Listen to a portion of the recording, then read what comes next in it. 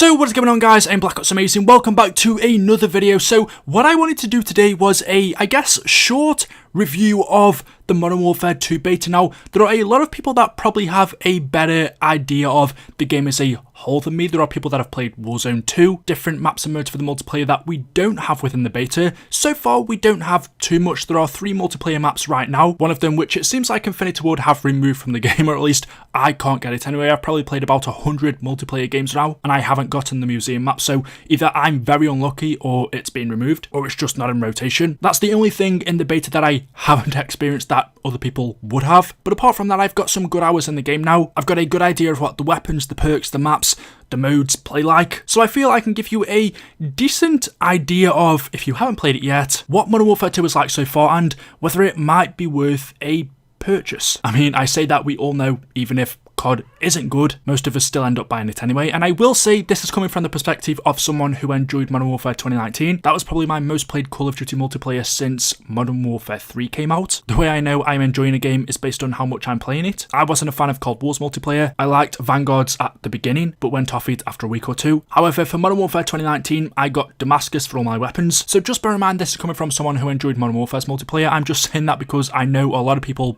didn't like it. I never fully understood the hate, and I'm just saying that because I do feel like this is very similar. In fact, if you didn't know this was a new game, you wouldn't be wrong in thinking this is just an expansion of Modern Warfare. It's just a DLC. It plays, feels, and looks very similar. Besides from some small changes such as the perk system, I don't think what we've played so far in the beta is vastly different. I think if you enjoyed Modern Warfare, you're going to enjoy this. If you didn't like that game, then there's a 50-50 chance you might not like this. But getting into it, the first thing I want to say is this game is good. However, like every Call of Duty, there are bad points as well, and COD players out of any video game I know are the most opinionated. One of the points that is very opinion based is the time to kill. Personally, I don't mind it. This is an Infinity Ward game. Compared to Treyarch's games, Cold War, the Black Ops series, the time to kill in Treyarch's games has always been longer than what Infinity Ward's is. This to me feels very close to the Modern Warfare time to kill, which again, like I said earlier,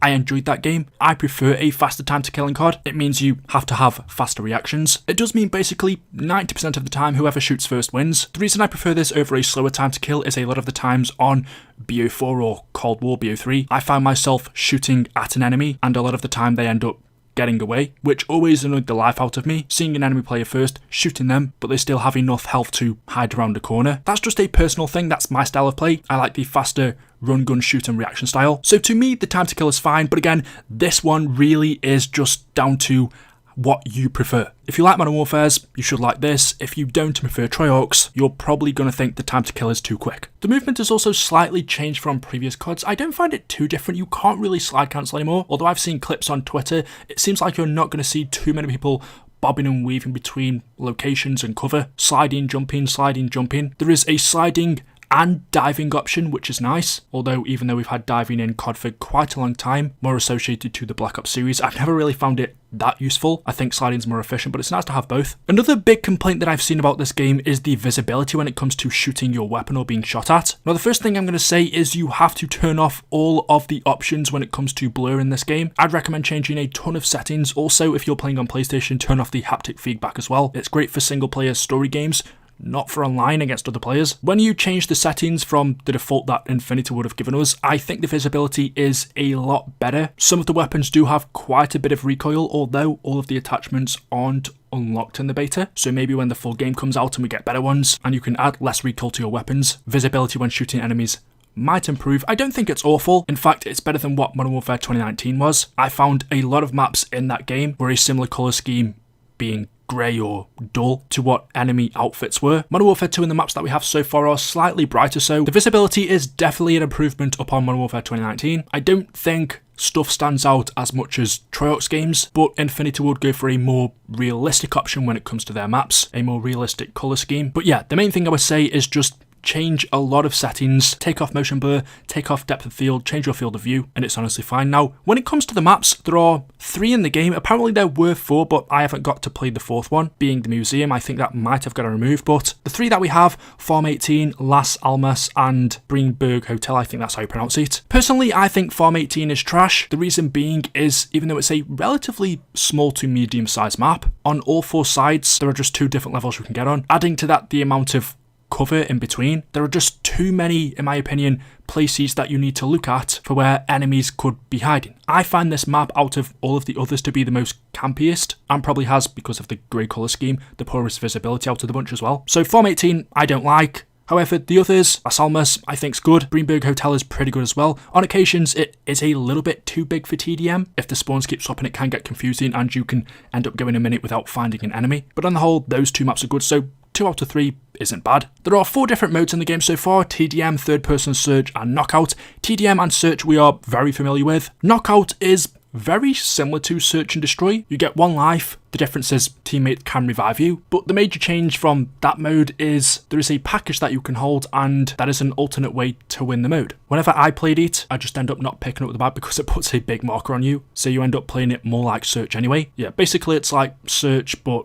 without the bomb, and you can be revived. It's an okay game mode, nothing too amazing. However, third person is a massive game changer in Call of Duty. It is what it says on the tin, it's Call of Duty multiplayer but third person. There's not much to explain here, but also you can't really go wrong. I don't think it's something that's going to replace standard FPS, but it is a nice change for like 5 or 10 games in a row and then going back to normal. Yeah, it's a really nice addition. The weapon loadout, or the gunsmith, from what I found, is also relatively simple. No major changes from Modern Warfare or what we've seen lately. You have a bunch of different options such as a barrel, a laser, optics, you can choose a stock, rear grip, magazine, ammo, underbarrel, muzzle. Out of all of these options, you get to pick 5 attachments for your weapon. None of the attachments I saw were crazy out of the ordinary. So yeah, as far as the gunsmith goes, nothing too out of the norm there. The perk system, I'm just going to say it, I don't like. To me, it's an unnecessary change and actually just makes the whole perk system unnecessary. It makes perks in this game feel very underpowered. Basically, you get a perk package where you can customize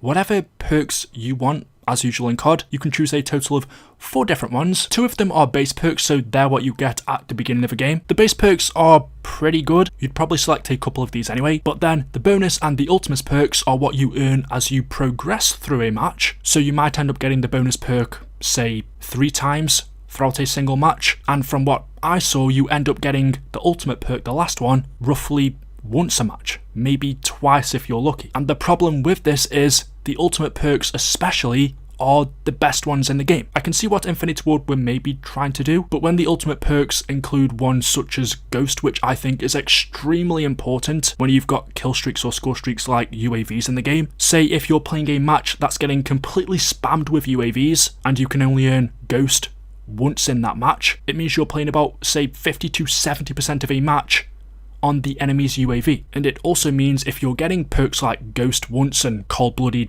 2 or 3 times, they do feel quite irrelevant. The perk system as a whole feels very underwhelming. To me, I don't think it was a necessary change. The regular perk system that we've had in COD since the beginning was fine. I really don't like this one. To me, the whole point of perks was to make you feel different from other players, so you could customize the style that you wanted to play. And with how they've changed it now, you only really get the choice of 2 perks, because the other 2 you only get a couple of times in a match. So yeah, the perk system I think is trash. What also goes hand in hand with this is the change to the minimap. There are no longer red dots, so if an enemy shoots an unsuppressed weapon, they won't appear on the map. Normally in COD, you would only not appear on the minimap if you shot an unsuppressed weapon. On the bright side, this does mean that you're not staring at the minimap, but it also makes suppressors kind of irrelevant. Yes, there are different attributes, damage, range, drop off and stuff like that affects your weapon, but the major one for me has always been whether you want to appear on the minimap or not. I still think that should be a choice. I don't think it's the worst decision because it does mean you're not staring at that minimap constantly, but it also means there's more of a reason to run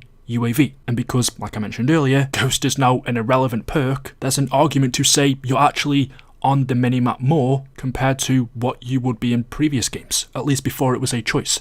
Now it isn't. Maybe that's fine for some people, it doesn't fit my style of play. Now what I'm finding myself doing is whenever I see a UAV is activated, which is quite a lot, I'm having to change my playstyle. I'm having to camp just because I know that the enemy definitely know where I'm at, so I'm at a massive disadvantage now. I'm having to just wait around until the enemy UAV is gone. Whereas before, again, it was a choice. So 2 changes for me, or 3, the perk system, Ghost especially, and the minimap situation could do with some tweaking. The kill streaks or the score streaks, you can choose which one you want, are relatively normal. It's the same with the field upgrades. The big talking point within there being dead silence, how that's now a field upgrade instead of a perk. That one doesn't bother me too much because I think audio in COD is a skill on its own. I'm sure you've all been waiting for me to talk about Last Stand.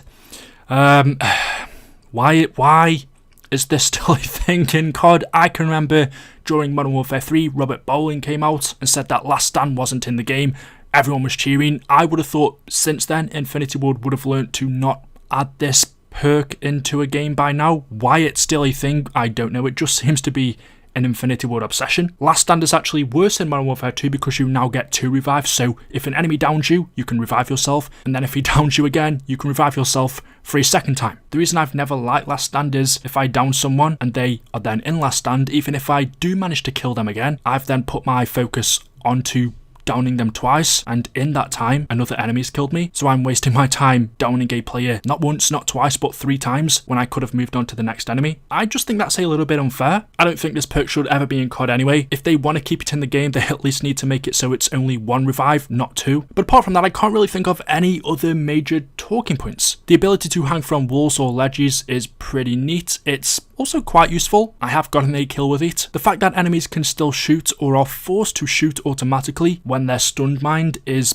a bit weird. I've thrown a stun mine at an enemy, they've been affected by it, but then because it forces their weapon to automatically shoot, they've killed me. Not by skill, but by luck, or more so the game's design. I don't think it's fair that you should use one of your equipment to affect an enemy and that ends up killing you in return. But yeah, as a whole, I think there's a lot more good here than bad, but I would also say I don't necessarily think it's a whole lot different than Modern Warfare 2019 in terms of just how it feels to play. There are a couple of big changes, the minimap and the perk system, but as a whole, if no one was to tell you, say you stopped playing Modern Warfare 2019 for a year and you jumped on again, if you jumped onto this, you might think, at least at the beginning, that this is Modern Warfare 2019. So for that, I would have to ask, is it worth the £70 that you're going to pay on release? It depends. If you liked the original, then maybe.